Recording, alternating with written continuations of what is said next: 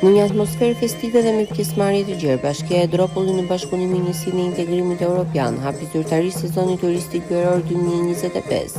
Aktiviteti u zhvillua në kuadër të promovimit të vlerave natyrore, të trashëgimisë kulturore dhe zhvillimit të qëndrueshëm të zonës.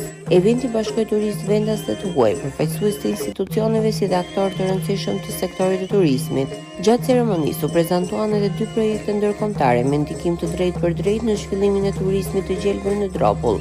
ADCAM, që synon krijimin e një sistemi transporti me emitime zero karbon, dhe BIMED, projekt për edukimin ekologjik dhe promovimin e turizmit të pastër nëpërmjet reduktimit të ndotjes plastike. Në fjalën e tij, kryetari i bashkisë, zoti Dimitraj Qtoli, theksoi se Dropolli është i angazhuar të ndërtojë një identitet të qartë turistik, të bazuar në respektin për natyrën, përfshirjen e komunitetit dhe ruajtjen e pasurive të trashëgimisë. Ai vlerësoi gjithashtu kontributin e të gjitha palëve që mbështesin zhvillimin e turizmit të qëndrueshëm në rajon. Me aktivitete të shumta kulturore, promovuese dhe sensibilizuese, çelja e sezonit veror në Dropull dëshmoi se kjo zonë ka potencial të lartë për të shndërruar në një destinacion të rëndësishëm për turizmin natyror dhe kulturor në jug të Shqipërisë.